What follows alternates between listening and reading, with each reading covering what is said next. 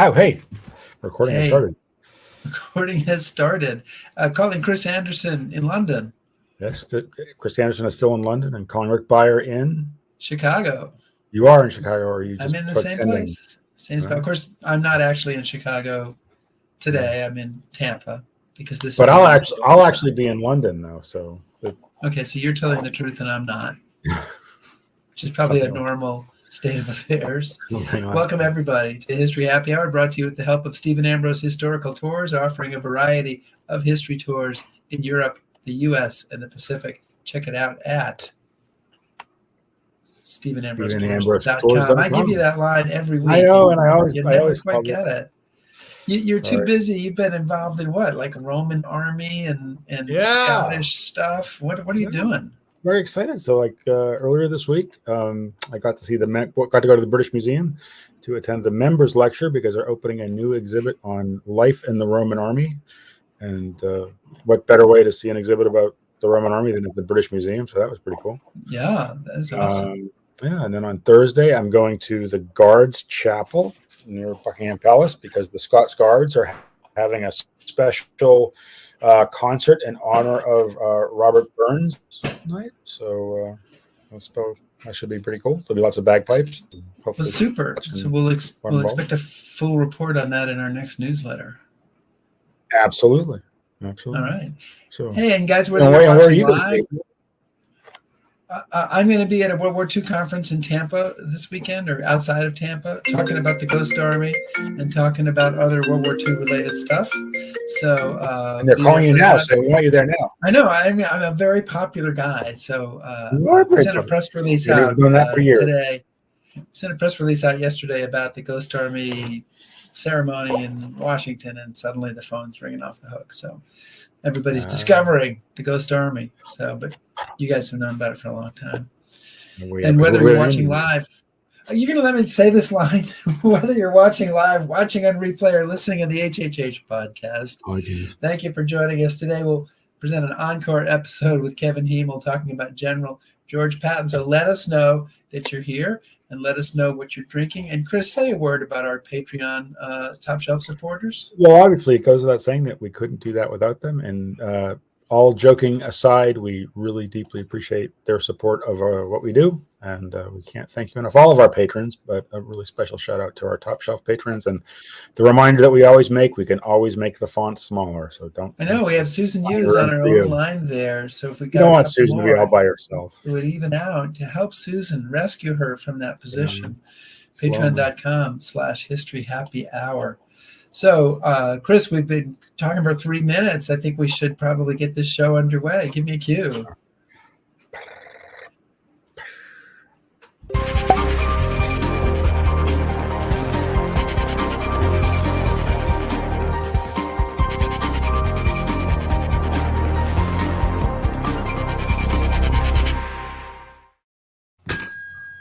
The bar is open. The bar is open. And, before we get started today, Chris, I want to mention that a longtime History Happy Hour viewer recently passed away. Ward Skip Cornett passed away on July 2nd at age 75. And I'm sure that many of our viewers have seen Skip's comments and questions during shows. Absolutely. He frequently reached out to us with show suggestions, some of which we're still working on. And one thing he never mentioned in all those emails is that he was diagnosed with ALS last summer. We found out about his passing when his wife Becky emailed us to let us know. And Skip was a Lutheran minister. He was also a Coast Guard veteran, and his cremated remains will be buried at sea by the Coast Guard if they haven't been already. I met Skip and Becky at the 75th D-Day anniversary when I was helping out with their tour group for a few days. And so, I want to, as I'm sure you do, I want to express my condolences to Becky and his daughter, Andrea.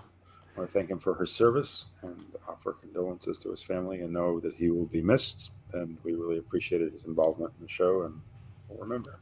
Yeah, and we are so sorry to lose an enthusiastic member, really up until the last few weeks, an enthusiastic member of the HHH family. Absolutely. So, our guest today is needs no introduction. Needs no introduction, but he will get one anyway. Yes, okay. Is a fellow Stephen Ambrose Tours historian who both Chris and I know quite well. Kevin Hymel has written the second volume of his Patton Trilogy, Patton's War and American Generals' Combat Leadership, and Kevin has served as an historian for the U.S. Army and Air Force. He is also, in addition to the Patton series, the author of Patton's Photographs, War as He Saw It. He was also the research director for World War II History and Military Heritage magazines. He leads the In Patton's Footsteps Ambrose Historical Tour, has appeared in numerous documentaries. Kevin Hymel, welcome back to History Happy Hour. Good to see you guys. How you both doing? Doing well. And you're looking like you're on vacation too. Is everybody on I'm vacation? quite relaxed today. I'm actually at my buddy's place in Rehoboth Beach. His daughters are off to school and whatnot, so I'm taking a little downtime to work on volume 3 and just enjoying the sun out here. And I've got my Hawaiian shirt. My tropical shirt that I purchased in Guam from the last time we were on tour together, Chris. So things are good. Good. So Rehoboth Beach is in what part of the country? It is in Delaware. In Delaware. Okay, Yes. The great state of Delaware. Fantastic. Oh, great state. We were talking about this before. You were being. I was a little down on Delaware before, but now, just in case we might have some Delaware viewers. Okay. All right. And you know what's kind of cool about Delaware? They've got a number of World War II watchtowers where they would look out for German U-boats, and the water around here was mined during the mid-1940s. And they've turned one of the bunkers into a museum, and they've got 6-inch guns and 105s and everything out there. You can start working on the Delaware tour. Yeah, yep, it's pretty impressive, I got to say. Nice. Oh. So, did you bring a cocktail today, Kevin? I have on hand a 1664 beer, my favorite beer in all of France. Oh boy, that's a pretty.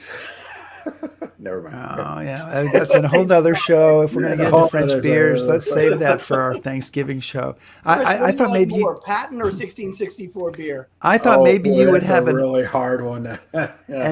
An armored diesel.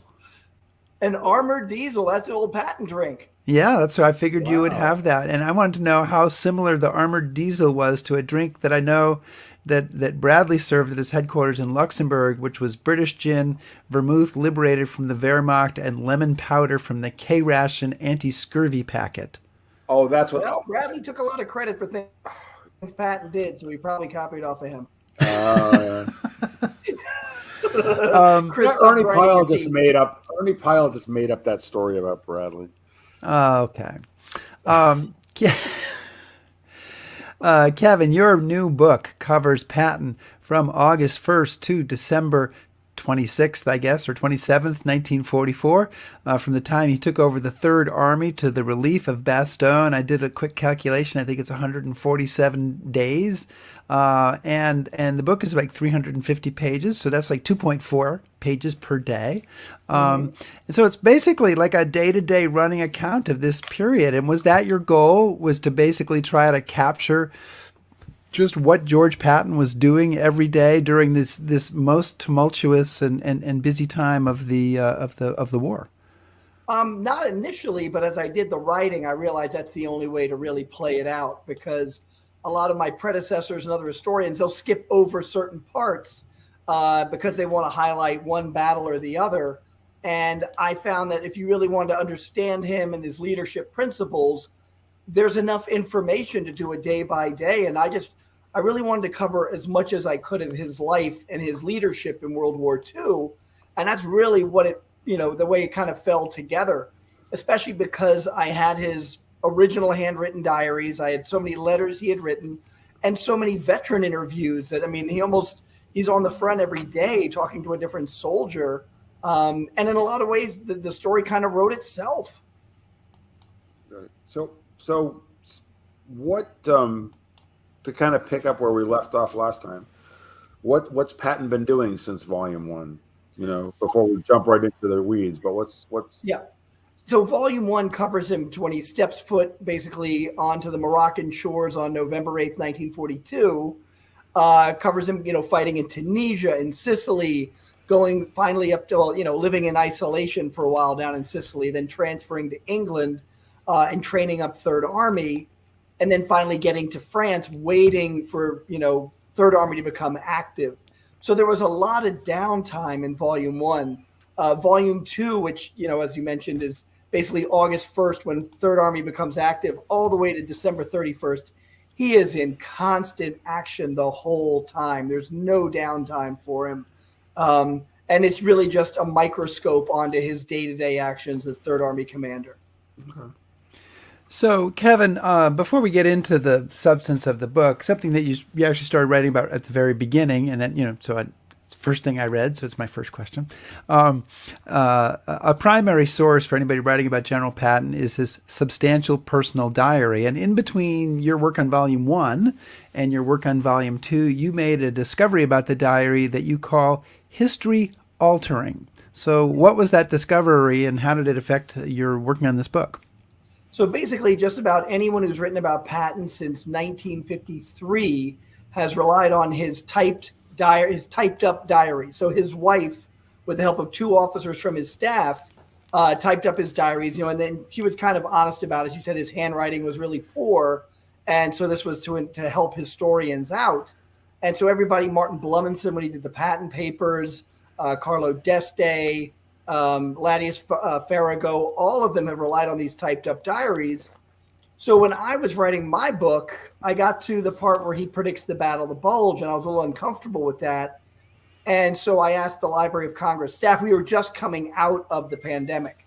And I said, can I see the handwritten ones? And they said, actually, they're online with word for word translations, So they brought up the page for me, and the line where he predicts the Battle of the Bulge was not there. And that's when I realized I really was onto something. And they had really transcribed just about all the diaries up to that point. So I had to go back to the very beginning of Volume 2 and go through the whole thing, comparing the handwritten and the transcribed diaries. And I realized a lot of things he said he thought, he didn't think. A lot of opinions he gave, he didn't give. And a lot of predictions he made, he did not make. And so it really was, I realized that what I was looking at was a sanitized version of Patton, like so many of my predecessors and myself in my previous writings.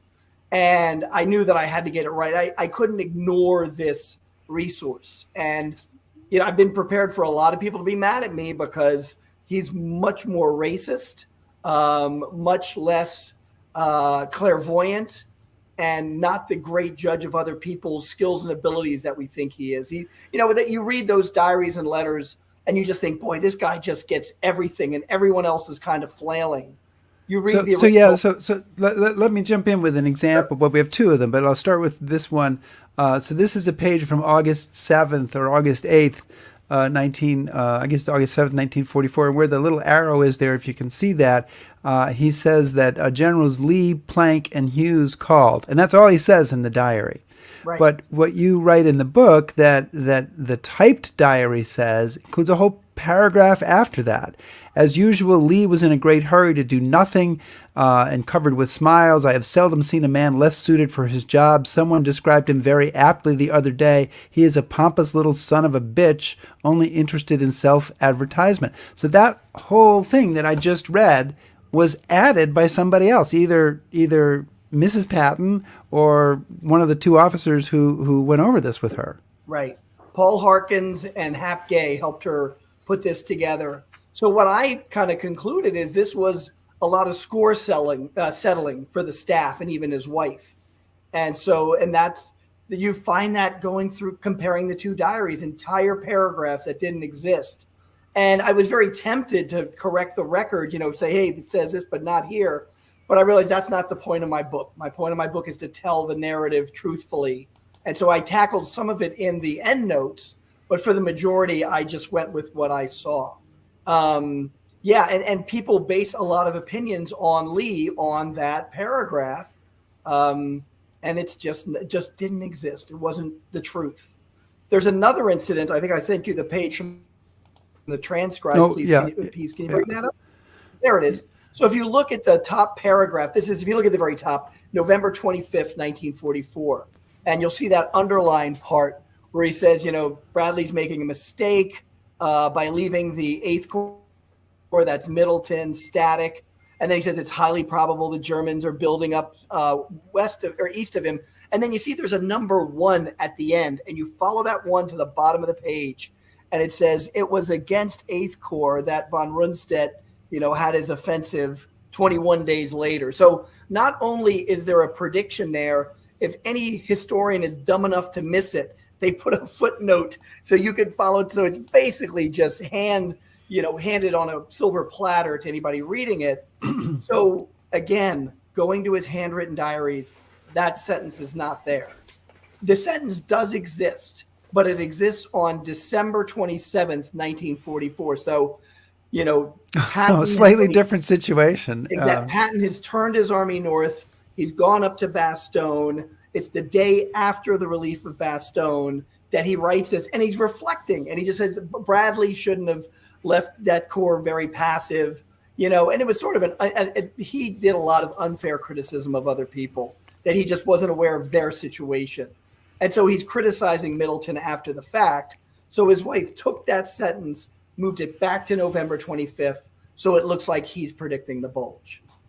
So given that, because just those two, the example you showed, that's not a slight edit. That's a complete revision of the historical record. And that's one of the things he's best known for. It's in the movie, right? Right. Yeah. So how does this all affect our impression of Patton? Right? Is our perception of Patton then totally wrong, or is? Well, no, because once he finally got involved in the battle, he performed, I think, brilliantly. Right. But he was human. He didn't think it was possible for the Germans to launch this attack.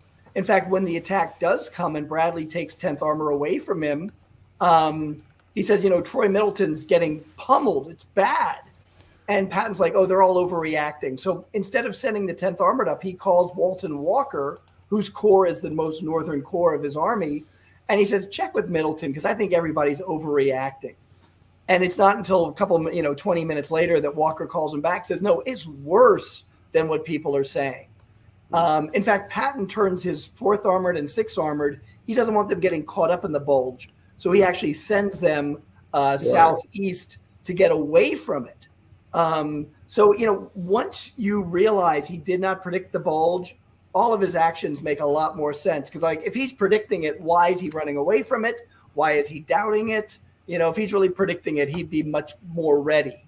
But he's a human being like all of us. He was getting daily intelligence reports saying the enemy is not strong enough for a major offensive. They could do something locally. And, but that's another thing that unfortunately my predecessor, Martin Blumenson, talked about, is that his intelligence officer, his name is escaping. Cook, yes.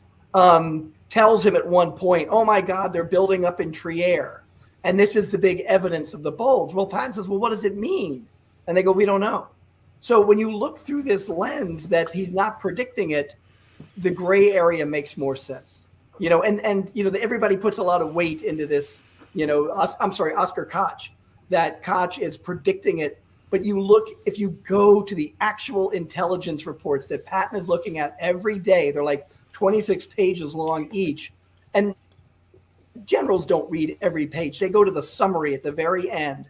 And in the summary, every day from November 25th to December 16th, they said the enemy is incapable of major attacks. They can do something local. There was nothing in those intelligence reports saying that there was a big attack coming. So I'm sorry. I guess I'm jumping in here. No, I think you go ahead. Jump. Are these? I mean, is there any validity then to any of Patton's diaries, or is this all just? I mean, you were citing the most famous example, but if this is this endemic in what we know about Patton and? Yes, I hate to put it like boldly like that, but all the significant events, his wife embellished his diaries. I think one of the big ones is who is it? Sandy Patch goes to the Rhine River famously. I think it was in October, and Eisenhower tells him not to go any further. Right. And there's a whole paragraph in the diaries, Patton saying, Sandy's right. We should let him do this and that. And it's just not there in the diaries. He says something like Sandy Patch should be allowed to maneuver as he wants. Something like that. Not if we don't cross the Rhine, it's a catastrophe, blah, blah, blah. Some of the stuff is correct word for word, but I found a different pattern going back to those original diaries. And at least now we know, and I was concerned because of the racism and anti-Semitism and the lack of predicting the Bulge that I was denigrating him. But a lot of people who read the book said, no, he still comes out as a very good general, even though you've changed a lot of the wrinkles in his story. So, he still comes out as a master of the battlefield, but just not in a godlike way that a lot of people put him to be. So this is music to Chris Anderson's ears. I'm not saying a word, actually. You got to be happy that I'm the one telling that story. Yeah, God, I know. It's like double. It's like double. You sure you want to do another volume? Because I want to hear about volume 4 because that's the one that sounds really. Well, that's when the ghost of Patton comes back. Oh, okay. The reincarnate. Yeah. So there are kind of 4 generals who always seem to come up at the heart of the World War II story in Europe, even though there are many other generals there. Eisenhower, Bradley, Montgomery, and Patton. And so what did Patton bring to the battlefield that the others didn't? And Kevin, was he as down on them as all of them as sometimes the quotes from his now questionable diary sometimes make it appear? Okay, so the first question is, what did he bring to the battlefield? And I that think the others didn't, right? That he brought risk-taking to the battlefield. He took risks that could have gone wrong, but they went right. The big one, people credit the Battle of the Bulge as Patton's greatest moment. I disagree with that. I really think his greatest moment was the race across France, because everything had been done with infantry, following kind of the rules of Forts Leavenworth and things like that. And he kind of rewrites the playbook and just says, I'm not going to worry about my flanks. I believe that if you attack the enemy in one area and you break through, you just keep going because they're so busy reeling from that, they won't have time to attack your flanks. And basically what he does is he takes his tactical air support and says, you guys are going to protect my flanks. That had never been done before, and it worked. It worked incredibly well. So I think that's what he brought to the battlefield, that sort of different way of thinking and the ability and the desire to take risks. If you want to win, you've got to take risks. Now, how did he assess his peers and his superiors? Well, first of all, with Eisenhower, what I found in volume 2, and I bring it up about halfway through, there were 2 things you needed if you wanted Patton to respect you: a West Point diploma and World War I combat experience.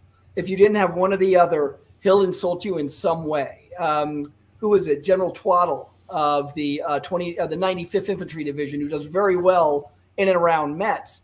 Patton is constantly critical of him because he got his Army commission from a college that wasn't West Point, and he never made it to World War I.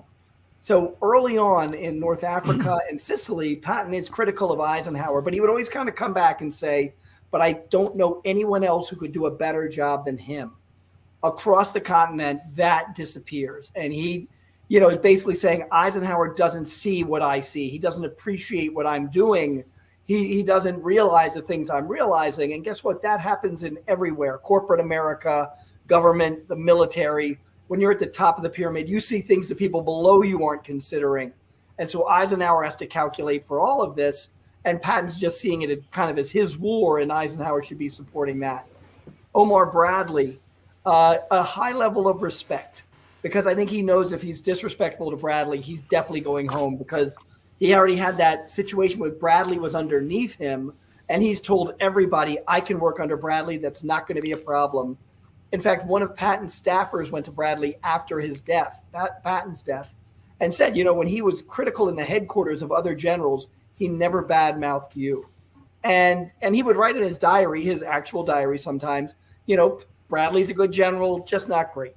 But they did get along very well at a time of real humiliation for Bradley. And that's when Eisenhower, which I feel was the right decision, took First Army away from him in the Battle of the Bulge, really because of communications problems. And so Bradley's down there in Luxembourg commanding one army, Patton's army. But everybody just looks to Patton for everything because he's the iconic name. But, and Patton was very sensitive to that. He knew that was humiliating to Bradley and went to him every day and told him what they were up to. And they would kind of joke around sometimes. Finally, Montgomery. he outright resented Montgomery, but I don't think Montgomery really cared about Patton. You got like there's a poor comparison that's given a lot between Montgomery and Patton, and it's actually well highlighted in the movie A Bridge Too Far, where it starts off with a documentary format, and they said Montgomery wants to go through Holland, Patton wants to go through the Saarland. No, Montgomery wanted to go through Holland. Bradley wanted to go the other way. He's an Army group commander. He's one level above Patton. He's not considering Patton. He's considering Omar Bradley, But yeah, it's outright resentment for Montgomery. He thinks he's slow when he is finally moving, and sees him fighting stationary battles where Patton's fighting battles of maneuver. Did I leave anybody out? I think that was everybody, right? That's who I asked about. Okay, gotcha. Yeah. But it's interesting that the people you asked about were all Army group or higher commanders. And Patton is, sorry guys, just an Army commander. Yeah. There are lots of them. And he's not heavily critical of Hodges nor Sandy Patch. I mean, they rarely come up. Or Simpson. Yeah, or Simpson. But the people he's dealing with obviously are Bradley really more than anybody else. And then he just hates Montgomery, with every fiber of his existence.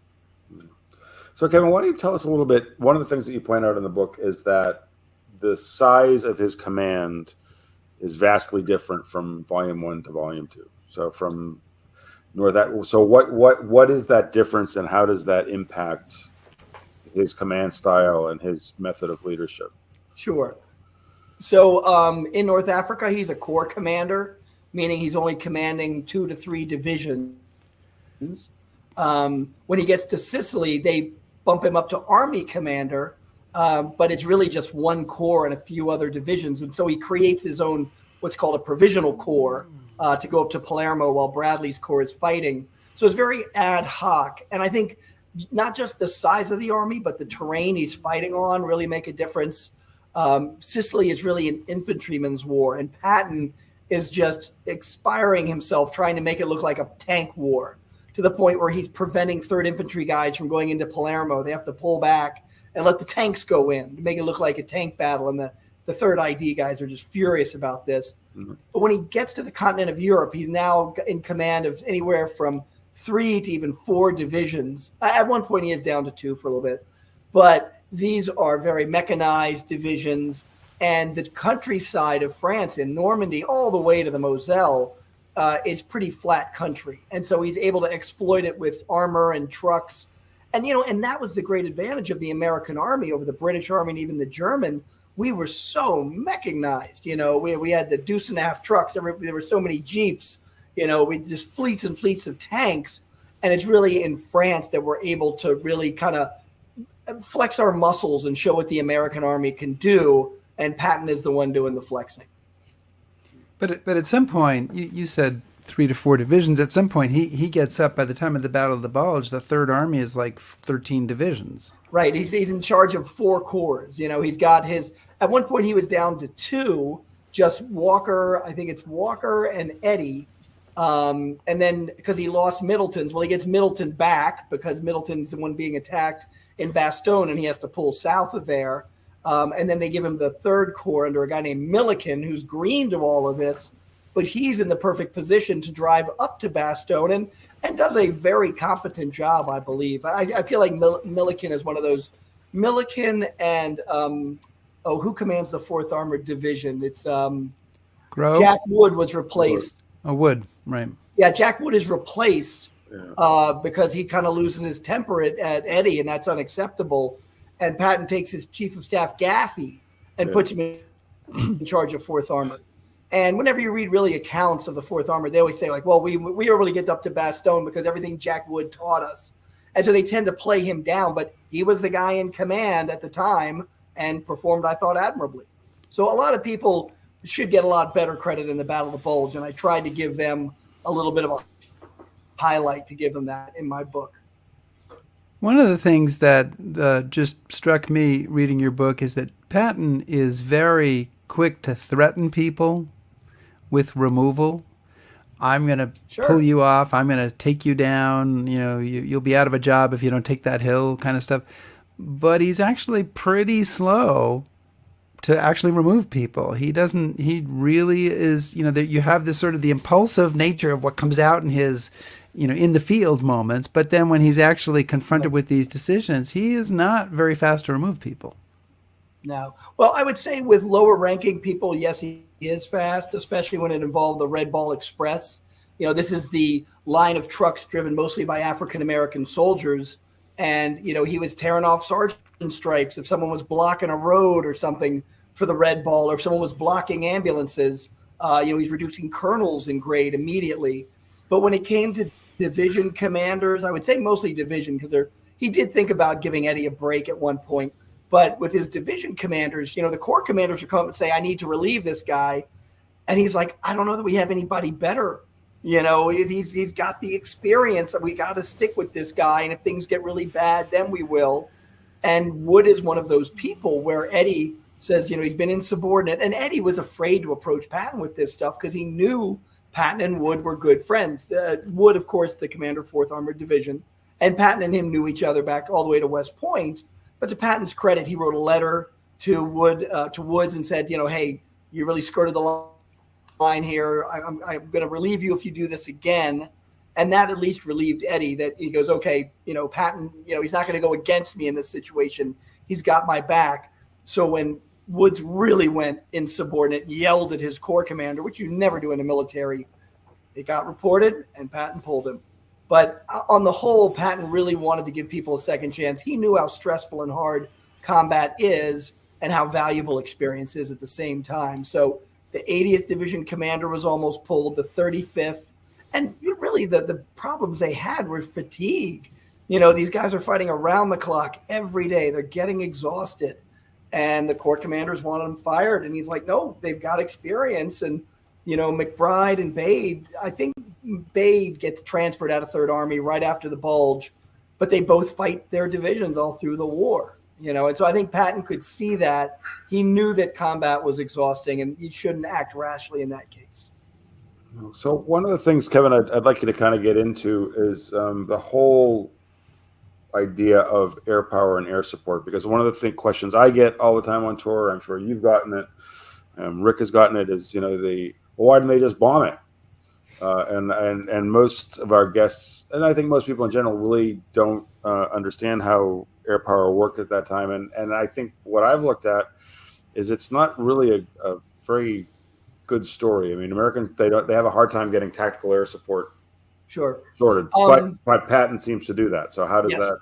So I'm going to start with the good stuff, and then let's talk about what the Air Force, the Air Forces can do and kind of what they can't. Right. So, and a lot of this, the credit goes to Omar Bradley for this, because Quesada, General Quesada goes to Bradley in late July, and they're talking about the problem that they're having trouble communicating between the pilots and the men on the ground. There just is not well coordinated air cover.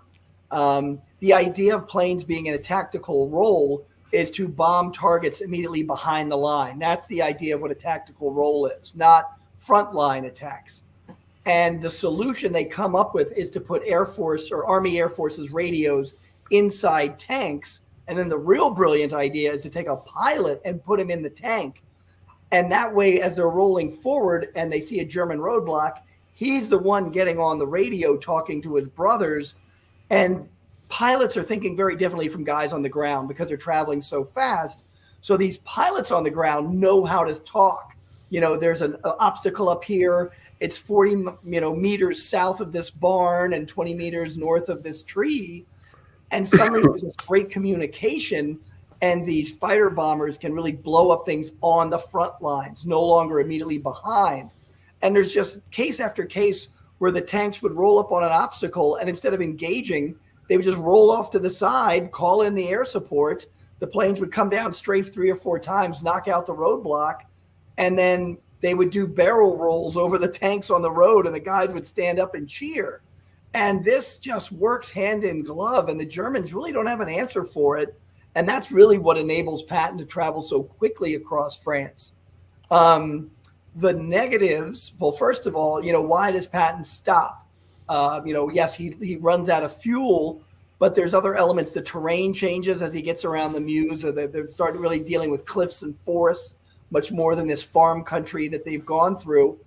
And got to remember, Eisenhower's thinking strategically. He has got to gain access to the French ports, which I've sealed up basically under German troops. They're all turned into fortresses.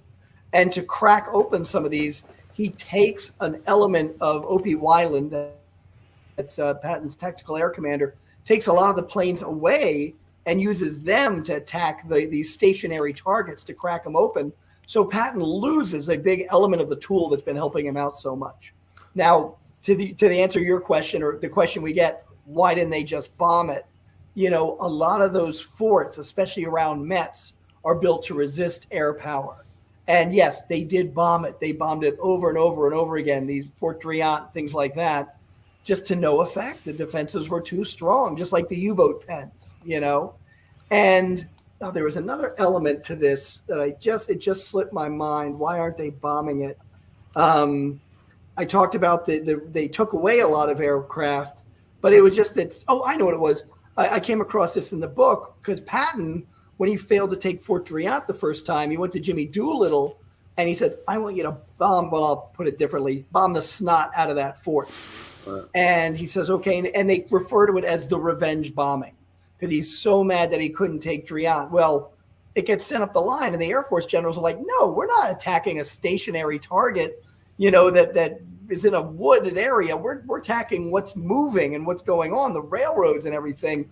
We're not wasting a bomber attack for revenge. We're going to only attack targets that we know are of value. So something like that falls to the lowest rung of the priority ladder. But it was just that, you know, and you, both of you guys have been around those forts all over Europe and just seen how thick the concrete is and everything. And yeah, it's not, we didn't have laser guided missiles or anything back then. It wasn't the simple solution we think it is now. Why do you think it is that Third Army seems to be able to use air power more effectively than First Army? Ninth You know, Army? I don't have an answer for that. I don't know. You know, General Hodges was notorious for not keeping a diary and keeping a tight lip. So I can't get inside his head. Now, I would say initially he's fighting the bulk of German troops in the Normandy area while Patton's skirting around them. You know, Patton's really not meeting the kind of resistance that First Army is meeting. So I would imagine that's it. But I've just never really studied the air power under First Army. Yeah. I want to remind everybody that we are speaking today with Kevin Hymel, who is the author of Patton's War. This is Volume 2. Someone asked how many volumes there will be, and there will be 3. Kevin, I know you're working on Volume 3 right now. Yep. And I want to bring in a couple of the questions that we've had from people. And we'll scroll back up to somebody who asked this question before the show even started. They said, 2 questions for Kevin. Did he think Patton really was reincarnated? And what was the deal with his affair with his niece? And so, Kevin, you can take those in either order you want to do so. Yeah, I've never been asked these questions a million times. So first one, reincarnation. You know, it's funny. He never used the word reincarnation. He would just talk about having been on these battlefields. And I think it really came from his highly in-depth reading of military history. But it's something he did as a child, too, saying that he had been on these battlefields to his parents. But there was one odd case, because I can't really track it down. And this came from Charles Codman, where they got to the Danube in 45. And he tells Codman, he goes, you know, I remember being here and walking across this shallow area of the Danube. And there was this huge rock where we were marching. And Napoleon was up there going, let's go, come on, move it. And Codman's like, you know, guy's crazy. And then the next day, Codman drove down to the river and he saw this huge boulder, you know, right there. So I don't know that he had been there before, but I think a lot of it came from the history that he read, that he would sort of place himself in. I know that plays to that whole narrative of Patton the mystic and the guy that predicts the Battle of the Bulge. So I've been able to knock down one of those pillars, but that's the best I can say about that with reincarnation. Number 2, Jean Gordon. So this is Patton's niece. They get together the first time in the 1930s in Hawaii when he's stationed out there. It's his niece on his wife's side, though, so it's okay. That got a good laugh at the Library of Congress last week. So what was it? They were going to go to an island, the whole family, and buy some horses, and Patton's wife got sick. So Patton just took Jean, and that's where they supposedly commenced the relationship or consummated the relationship. It goes on in Hawaii, then it ends. And then it's not until 1944 when Patton's in England that he sees her again. And there was a general on Eisenhower's staff, Everett Hughes, who kept a diary. And Patton came to him after he had hooked up with her in England and said, she's been mine for 20 years or something like that. And then she becomes a donut dolly. And she gets basically stationed at his headquarters all through Third Army's fighting in World War II. And of course, Patton doesn't write about this, but Beatrice finds out, and she's writing very angry letters to him about it. And she says, a lot of people are coming back from Europe saying, oh, yeah, Patton has these really pretty whacks, Women's Auxiliary Army Corps women with him, or Women's Army Corps at that point. And Patton writes her back. He goes, I promise you, we don't have a single whack in my headquarters. I don't have time for this. Jean Gordon was a donut dolly with the Red Cross. So Patton was able to legally skirt the issue. But I guess the big thing is I've just seen too many eyewitness accounts talking about her being there. And in fact, Everett Hughes, who I mentioned earlier, was at Patton's headquarters in Reims, France. And 2 days after the Battle of Bulge explodes, he's standing outside and sees this plane circling down, and it's Patton's plane. He recognized it. So when the plane lands, he runs out to greet General Patton, and off steps Jean Gordon. Patton was getting her out of the way for the combat that was to come. Now she does get back to Third Army headquarters in time for, I think, December 30th. There was some shelling that went on, and there was an eyewitness from one of the donut dollies that Jean called her uncle, and he said, hey, we'll move you to another headquarters or something so you're safe. And then I interviewed a veteran who, when the war ended, he was able to get, during the Battle of Bulge, he got a picture of Eisenhower and Patton standing together. I think they had just come out of the Verdun meeting. And he was able, he gave the picture to Kay Summersby, and she got Eisenhower to sign it. And at the end of the war, he meets Jean Gordon, who says, well, give it to me. I'll have my uncle Patton sign it. And so she was around him through the entire war. That's about as salacious as I can get, because nobody wrote about what went on, but just a constant companion. I'm going to add one quick anecdote. There's a very famous story that George C. Marshall, the chief of staff of the military, that Eisenhower said he was going to divorce his wife, Mimi, and marry Kay Summersby, his driver, and that George C. Marshall said, if you ever do that, you'll never be president. Well, that story comes from Patton's doctor, a guy named Odom. And the pattern, I realized that in Odom's book, is every time Eisenhower denied Patton something, fuel, air support, something like that, Patton would complain about him having an affair with Kay Summersby, which is the pot calling the kettle black. And so I believe that story is where that came from, just one of Patton's anger rages. I don't think it really happened. So, Rick, now that you've asked the question, we get back to the history part, the military history part. There are other questions to ask, but please go in and I'll intersperse them, because at least one of us respects our audience's questions. That's fair enough. Yeah, zing. Okay, fair enough. Bing. We have to drink when that happens? Yeah. Oh, I promised Connie Kennedy I'd do jazz hands every time I said Patton. Okay. Oh, we should all do it. Mm-hmm. No. So one of the things I would actually like you to elaborate a bit on, Kevin, is Patton's use of ultra intelligence, because you make some interesting observations there, and his use of ultra and his appreciation of ultra, I think, is a little bit different than some of the other senior Allied commanders. So tell us a bit about that. He probably takes advantage of ultra. And we should say ultra, as the British were able to crack the German codes using a computer they called ultra. And they would basically send German communications directly to high commanders. I don't think it went anywhere below Army Command. It stayed at Army Command.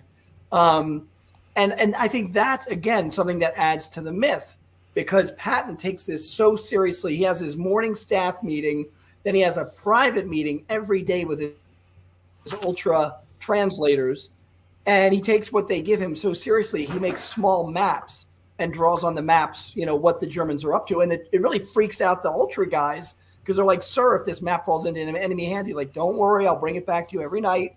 But he's able to go to his corps commanders and say, beef up defenses here. The Germans are probably going to attack around 9:30, and they're like, wow, how does he know this stuff?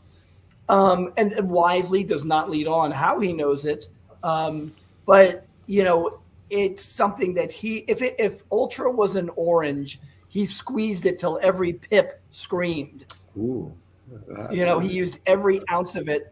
And, again, this is something that's going to lead to the Battle of the Bulge because Hitler is so paranoid, he doesn't allow any information about the coming Ardennes offensive to go out over the airwaves. It's all telephone, ground communication, wire communication.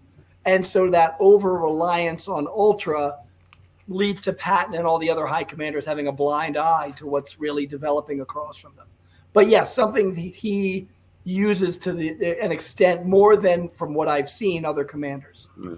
I could be wrong. Maybe they were doing it too, but obviously Montgomery has almost complete disdain for it. He sure does. Yep. And I'm just thinking of some of the others, and so you do highlight the fact that he does actually use it as a valuable tool.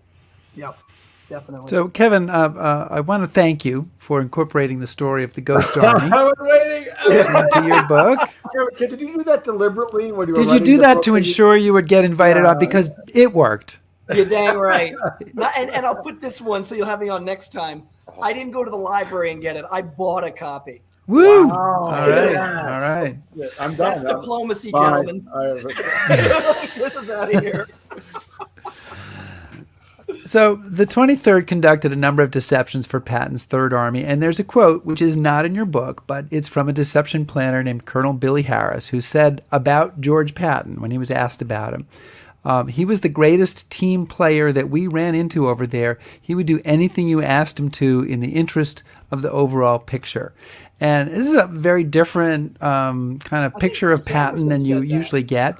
And when I present this quote at talks, I always say that this demonstrates Patton's genius as a commander, his willingness to do anything to win. And, he understood deception could help him, so he embraced it. But I wonder what your take is on this. Well, Rick, I tell you, yeah. And any praise, you want to throw in for the book is good because there's a new edition coming out in October. Well, I can tell you this, and maybe you saw this in the book. There were times when he said, we ordered these guys to wear different patches on the front line to trick the Germans and stuff. And I wondered if that was your unit, the Ghost Army, doing that. But so as not to reveal the Ghost Army, he's saying, we told them to do this and that. So I think there might have been more activity of the Ghost Army than even revealed in my book. Stop, Kevin. Just stop right now. Go on, Kevin. Okay, let me put it this way. Let me get Chris back on my side. And some of the best soldiers, I think, played for the Boston Red Sox. All right. So, All right. Woo! Okay, Ted Williams, we'll get it in there. Yeah. So, but no, that I will say, Rick, like many a book, your book helped to flesh out Patton and give that microscope view of him that I was really going for. So, thank you. Wasn't really fishing for the comment, but we'll take it. You weren't really. You were holding your breath till we got to this point.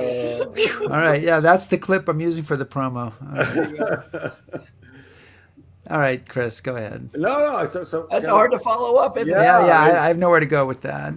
Chris, I think I used your Osprey book for something too. I just can't remember what it was. Oh, probably to prop up your typewriter when you were. Whoa. Okay. So, what did? Obviously, you spent, in my opinion, probably far too much time with George Patton. I go mad, but you've spent a considerable amount of time with George, and you've uncovered some things particularly interesting about his diary. Yeah. So one of the questions we had earlier, and I'm not going to scroll up because I can't probably find it right now, but Nancy Nylans asked, how do you correct the historical record based on what you've sort of uncovered, and can you, or do you? And what do you do? I mean, I know the focus of your book obviously is Patton on leadership and Patton on the battlefield, but you have kind of dropped a bombshell here. Yep. So, so what is it? What do we do with this? How does the official record get corrected? So, okay, let's talk reality here. First of all, you write a book, which I did, and then we're all realists. You sit back and you wait for Steven Spielberg to call. Okay, cool. And when he says, I want to make a mini series out of your Problem book, solved. you say, let's get cracking. Because let's face it, how many people know about Dick Winters, an obscure company commander? It's not from official records, but there is who is it? Who's the British captain? He wrote Patton at Bay, and he's written several books about Patton. Was it Whiting? Pritchard. Yeah. Right. I think that I'm probably mispronouncing his name, but I found what was it?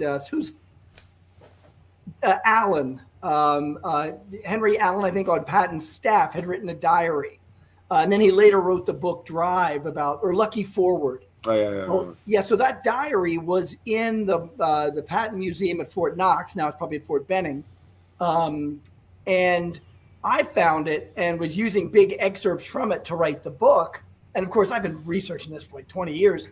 Well, I told a guy named Roger Cirillo about this, and he said, would you be willing to make those diaries into a book? I said, I'm too busy with my own stuff.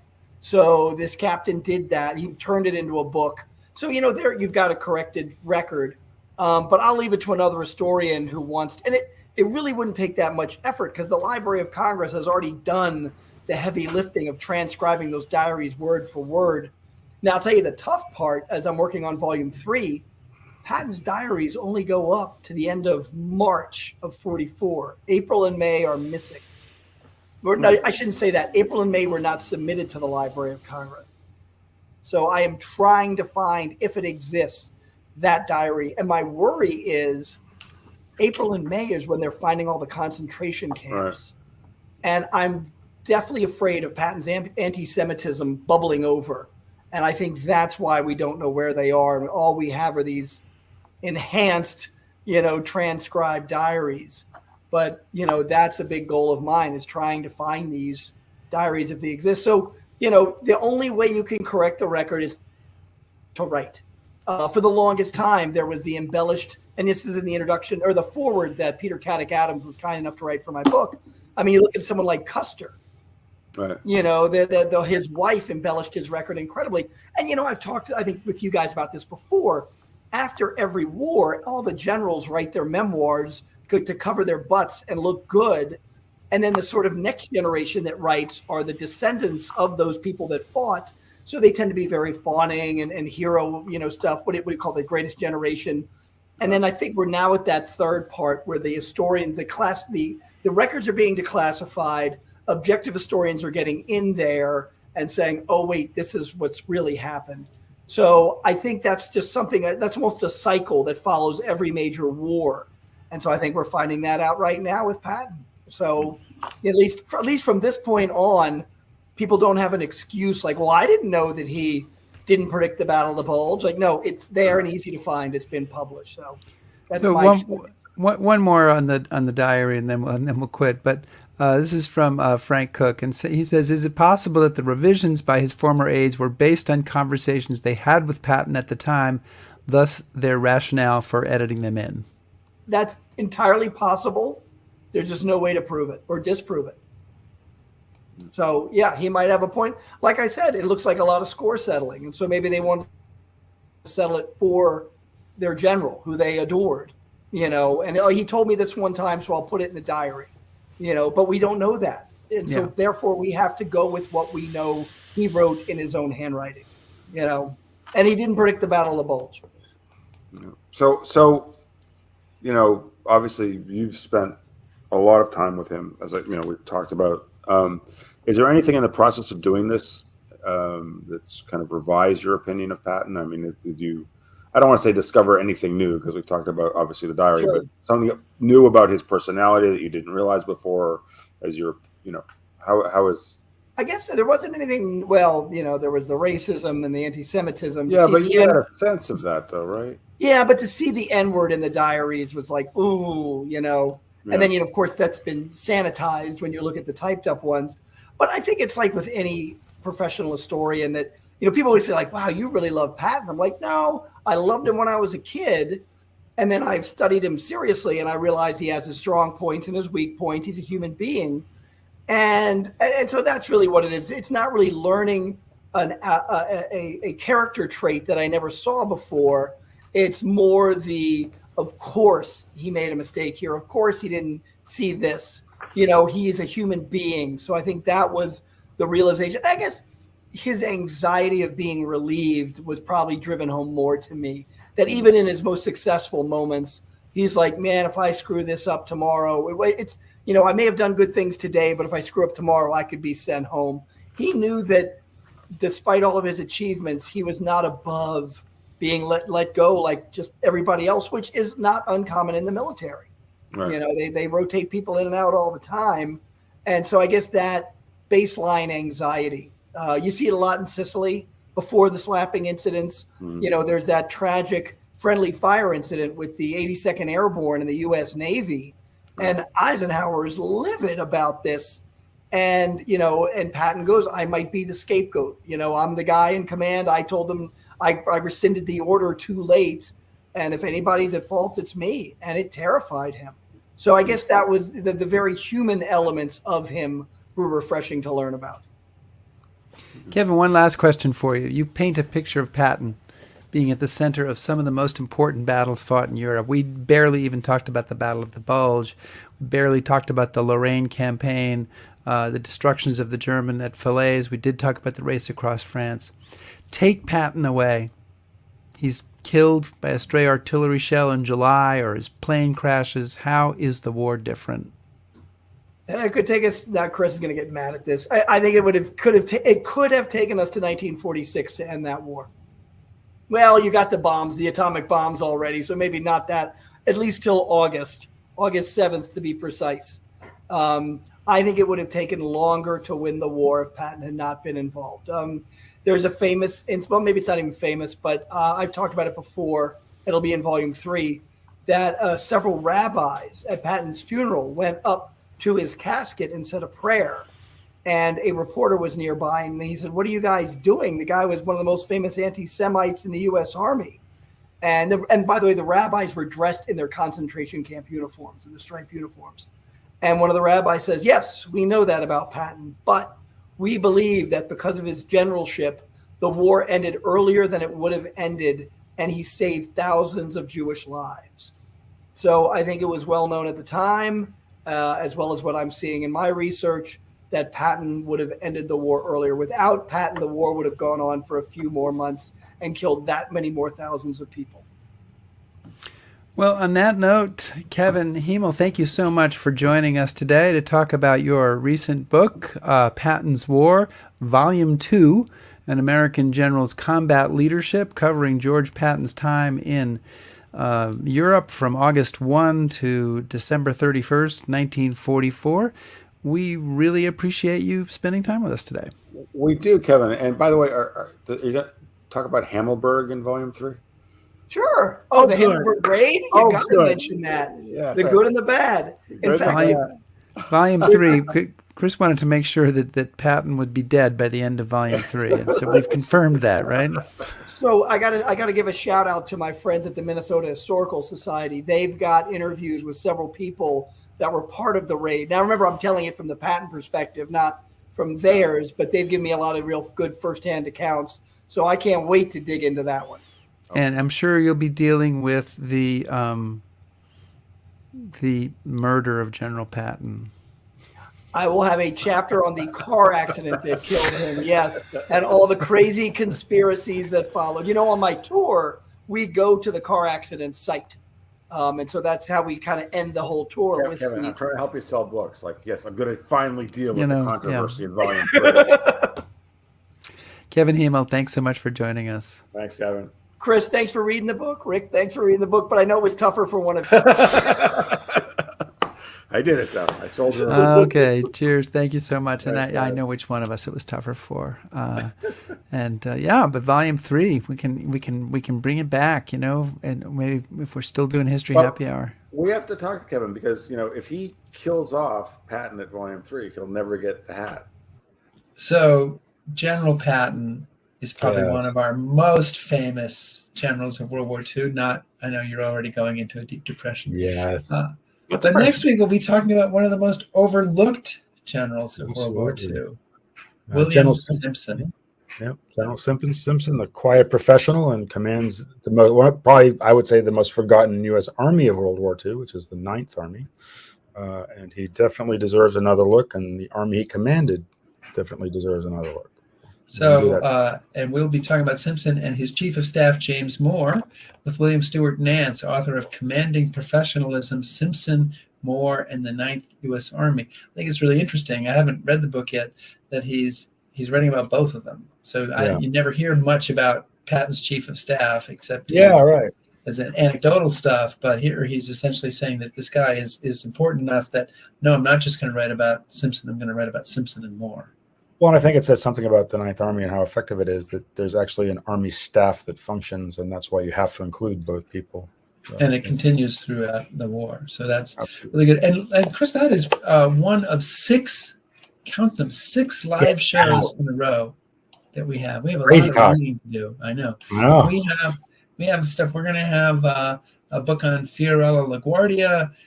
We got Joe Balkowski coming back for number 5, and we're very excited about that. We'll have to have a formal presentation ceremony, a show on Benedict Arnold, a show on Christmas 1942 all around the world, and other stuff as well. So it's going to be a busy 6 weeks for us, and we hope that people will come and join us for all of those live shows. So when you go to the store to get ready, don't buy a 6-pack, buy a case.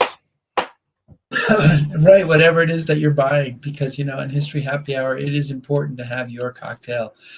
Please subscribe to us on YouTube, follow us on Facebook, shout at us on Twitter, listen to our podcast. Man, I cannot. Podcast.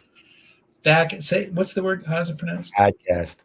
It's like I'm trying to suddenly be a guy from Boston all of a sudden. You're slipping back in there for a second. It doesn't work. Back us on Patreon and browse historyhappyhour.com. Thanks, everybody. Be safe.